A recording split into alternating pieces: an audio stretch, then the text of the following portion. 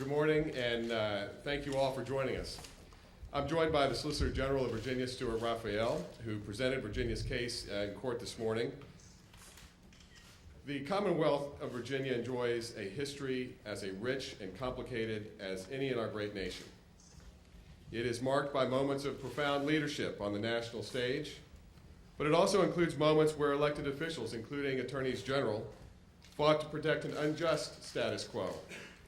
Today was a moment in our history that should make Virginians proud, as our Commonwealth again takes the lead on one of the key civil rights issues of our time. Today you heard the opponents of marriage equality make the best case they could, but just like in district court, their arguments are wholly unpersuasive.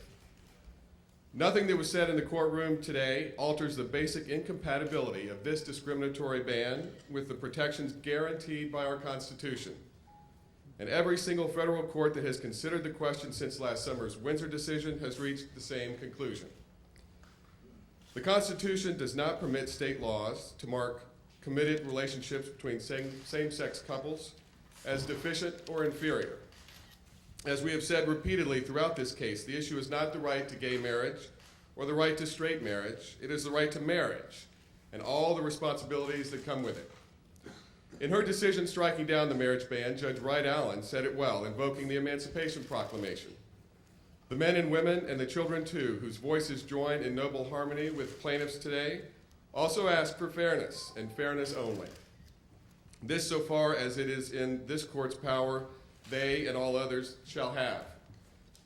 Those who are challenging this ban understand this personally, as do thousands of couples across the state, just as the ones from the Richmond area who wrote me recently to say they look forward to the day when our daughter can witness our marriage and know her family is just as protected and sacred as everyone else's family. Or the veteran who wrote from the Shenandoah Valley to say that he looks forward to marrying his partner of more than 30 years in time for his future father-in-law, a World War II vet, to see it. Or the college student from Southwest Virginia who wasn't old enough to vote on the marriage ban, but said he remembered how its presence on the ballot made him feel singled out and further pushed him into concealing his identity from his friends, family, and fellow citizens. In writing for the Supreme Court in the case that guaranteed coeducation at Virginia's public universities, Justice Ginsburg said, "The history of our Constitution is the story of the extension of constitutional rights and protections to people once ignored and excluded." How amazing and rewarding it is to see that process happen in real time. I'm optimistic that the judges who heard today's arguments will affirm the district court's decision and recognize the equal rights of these couples and those like them throughout Virginia and our neighboring states. Putting the Commonwealth of Virginia on a path that is leading the way forward and having the ability to fight for the rights of all Virginians is an awesome responsibility that I am honored to have. It makes all the politically motivated criticisms and the misrepresentation of my actions and the role of the Attorney General pale in comparison. I will continue to work every day as a modern Attorney General, running a legal operation that meets the needs of a Virginia that is helping to lead the nation. That means preparing for tomorrow's public safety threats and challenges, helping to create a business climate where our Main Street businesses can flourish alongside our high-tech employers, and ensuring that Virginia is providing equal opportunity to all who would seek to call the Commonwealth home. This is what the people of Virginia expect, and it is what they elected me to do.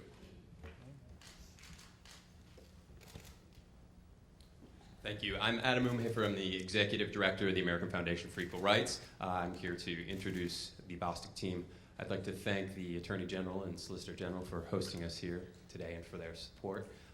We've also invited the Harris team to join us here today, and I'll allow them to make introductions shortly. Speaking first is Tim Bostic, plaintiff in this case. Good morning. My name is Tim Bostic, and I'm one of the plaintiffs challenging Virginia's marriage amendment. My partner of 24 years, Tony London, and I are grateful that the court heard our case this morning. When Tony and I filed this suit, it was very personal. we agreed that the time had come not only for us, but for our state. However, this case is much bigger than the two of us, and I would like to thank all of our supporters for standing up with us in this fight for equality. We truly want equality for all Virginians. I have no doubt that in the eloquent words of Judge Allen, that we have arrived upon another moment in history when we, the people, becomes more inclusive and our freedoms more perfect. Today, we are one step closer to making it a reality, and we thank the court for the consideration of this case. Thank you. Thanks, Tim. We'll now hear from Emily Shaw Townley, daughter of plaintiffs, and she'll introduce her mother.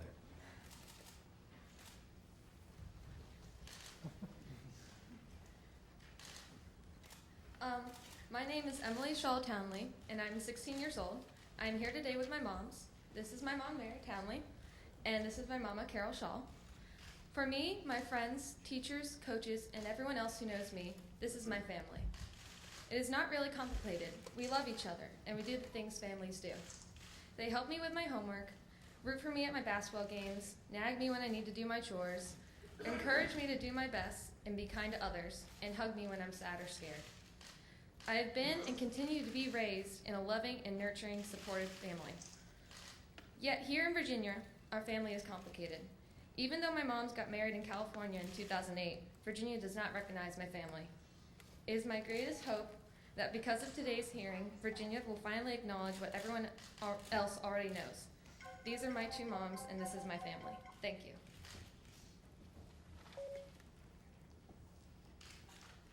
Thank you, Emily. As your mom, I couldn't be more proud of you than I am right now. I'm Mary Townley, and I'm here with my partner of nearly 30 years, Carol Shaw. We decided to tell our story to the court because marriage matters deeply to us. I learned about the importance of marriage from my parents and simply what they and my brother and sister-in-law have. We want to be married for the good times, but we need to be married for the scary times. For the times when we need to protect each other and protect our family. We thank the court for allowing us to present our case and tell our story. We look forward to the day when we and every other family like ours in Virginia and our nation can enjoy the full recognition of their family through marriage. Thank you. We'll now hear from co-counsel Ted Olson and David Boies. First of all, I'll have to apologize because David and I both have to leave almost immediately to catch a plane, so we won't be able to stay very long. It is a privilege for us to represent the plaintiffs and the people that stand in the plaintiff's shoes in the Commonwealth of Virginia, who only seek the opportunity to be a part of society that is fundamental in our Constitution, to be treated equally, with respect, decency, and have the same values and obligations and privileges that other Virginians have. In this country, this is fundamental. We're just privileged to have the opportunity to present these arguments in court based upon what many other lawyers in the past and other plaintiffs have made. It's so important for us to be able to participate in this, and we believe that this is a step along the path of bringing equality to all gay and lesbian persons in Virginia.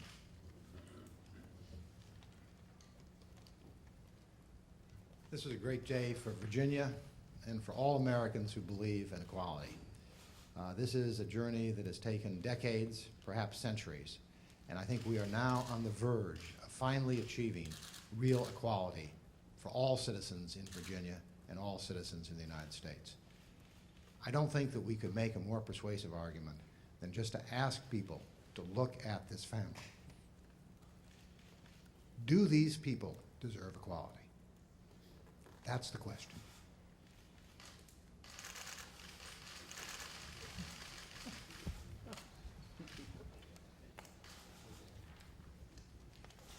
Thank you, Ted and David. We'll now hear from Bob Ruloff, who's here with Tom Shuttleworth, representing the Virginia firm that originally filed the Bostic case.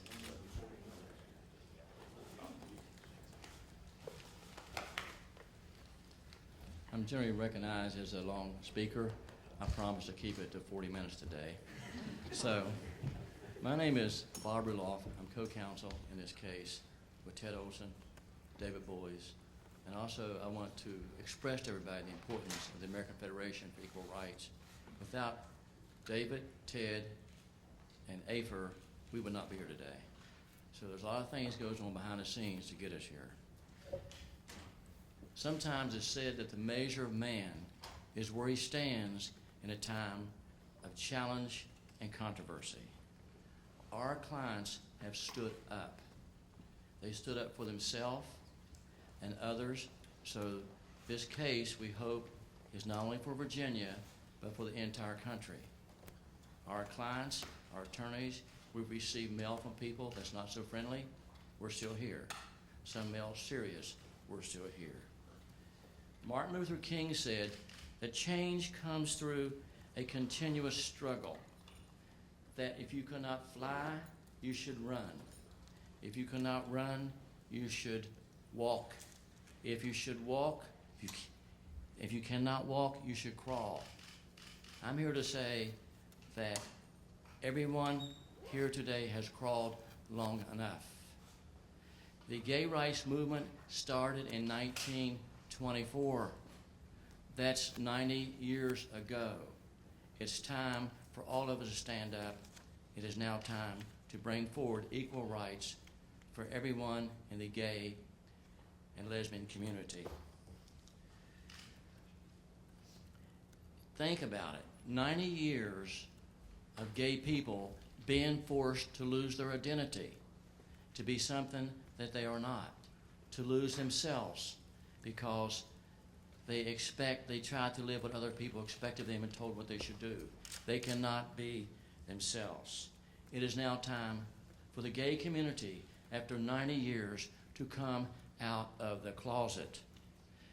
Harvey Milk, 35 years ago, said, "Brothers and sisters, it is now time. It is now time to come out of the closet. Come into the light. Be who you are. Walk without a cloud over your shoulders. Do not go back. It is now time." In conclusion, I will say, closets are made for clothes, not human beings. I would like to read a letter. And you can see I've had it for a while. It's all messed up. This letter sums up what we are doing and the impact we're making on other people. It was written in December before Christmas. Dear Mr. Bostic and Mr. London, my partner and I met during college when we were only 18 or 19 years old. This November, while celebrating our 10 years anniversary, I asked her to marry me. Our dream is to get married and raise a family in Virginia. Thanks to your courage, and our dream may become a reality. Your fight for marriage equality in Virginia is appreciated beyond words.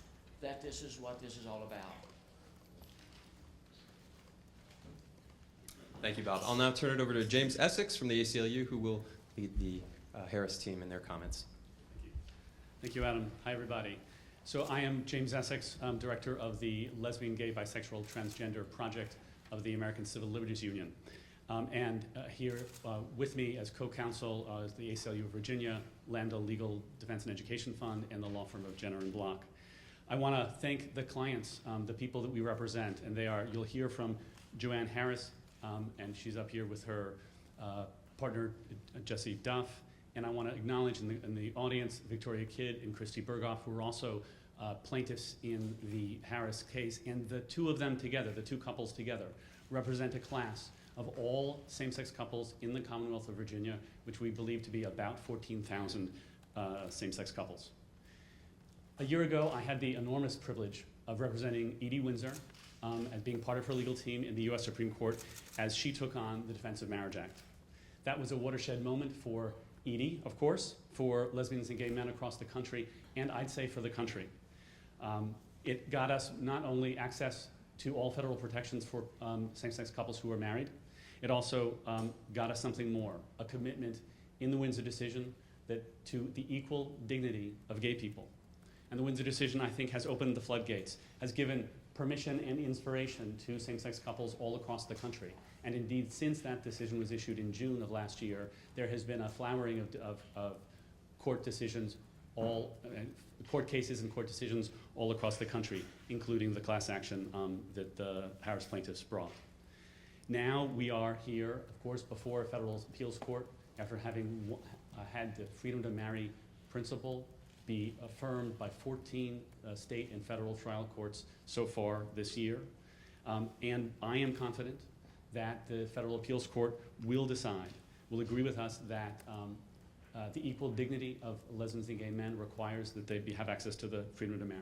And there is no more perfect place for this principle to be vindicated than here in the Commonwealth of Virginia, the place where the fundamental right to marry was first established. And as part of the organization, the ACLU, that brought the Loving versus Virginia case, we couldn't be more proud to be back here in the Commonwealth to bring the freedom to marry to more individuals. What's your first impression of this? Well, I'll let other counsel speak for themselves, but I learned as a lawyer a long time ago not to try to predict the outcome of cases based on questions or comments from the bench. So I'm not going to do that, but what I will say is I think all the arguments were presented very well, and I'm proud to be a part of that effort. And you know, on questions like you know, whether these plaintiffs and others across Virginia should have equal rights and be treated equally, they should. They can have families, they can be great parents, and they're entitled to be treated equally, and that our Constitution guarantees them and all of us.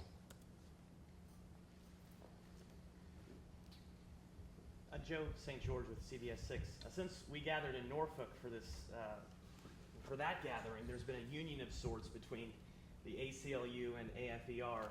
Some in the media have called it an uneasy alliance. I was just wondering if you could speak to you guys coming together for this. The people you see on this stage, backed by the majority of Virginians and the majority of Americans, are united in working towards equality, and that's the end of the story. We have a good working relationship with the Harris team, and we look forward to taking this case as far as it needs to go to make sure that Virginians and Americans are equal under the law.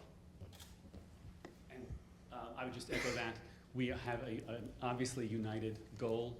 We are functioning as a team together, and together we bring decades of experience doing constitutional law, decades of experience doing LGBT rights litigation, and focused on the freedom to marry. AFER has been focused on this single-mindedly since 2009 and brings incredible resources to the fight. This is something that we need to do together, that we are doing together, and I'm very privileged to be part of this. Mr. Attorney General, could you speak to perhaps the impact of this case being decided all the way to the Supreme Court? Judge mentioned a couple of times how this may just be a way station on the way to the Supreme Court. But would this case in particular have a bigger impact nationwide because of how strict the language is in terms of a constitutional amendment? If they were to rule that it violates the federal constitution, could it have kind of a broad federal impact, maybe more than some of the other cases that are before the court now? Well, as Attorney General, my primary focus is on doing what is right and doing what is best for Virginia. There are some aspects to this case that I think would help answer a lot of legal questions. We've got couples who were denied the right to marry in Virginia. We've got couples who were married outside of Virginia and have come to Virginia and would like to have their marriages recognized. And this is in the Fourth Circuit, so the ruling here would affect additional states like West Virginia, North Carolina, South Carolina, and Virginia. So whether this is one of the cases that the Supreme Court takes, or whether it's one from another circuit, or whether it's a group of cases, it's difficult to predict, but I think it's one that would answer a lot of legal issues that I think need to be settled ultimately by the Supreme Court of Virginia.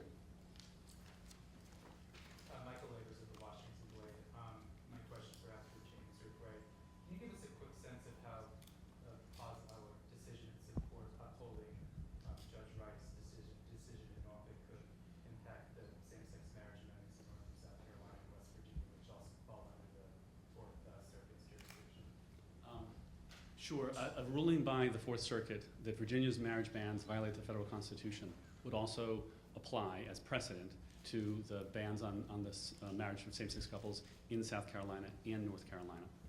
So that would be circuit precedent. Now, it would be precedent. That is right. But then there's another question that I think is embedded in your question, which is, okay, if we get a decision, does that automatically mean that same-sex couples get to get married? And the answer to that is, it depends on whether the court issues a stay. If the court stays the effect of its decision, then that means it stayed not just in Virginia, but in the entire Fourth Circuit. If it doesn't, people can start getting married right away, and that is what is currently going on in Arkansas. An Arkansas trial judge issued a decision Friday afternoons striking down Arkansas's ban on marriage for same-sex couples. The Arkansas Supreme Court is briefing the question of a stay. Meanwhile, hundreds of couples are getting married in Arkansas. That could happen here. It all depends on whether the stay is issued. Brad Becker with the RDA. If I remember correctly, after the Norfolk ruling decision came down, the AG's office and during the actual hearing supported a stay following the ruling.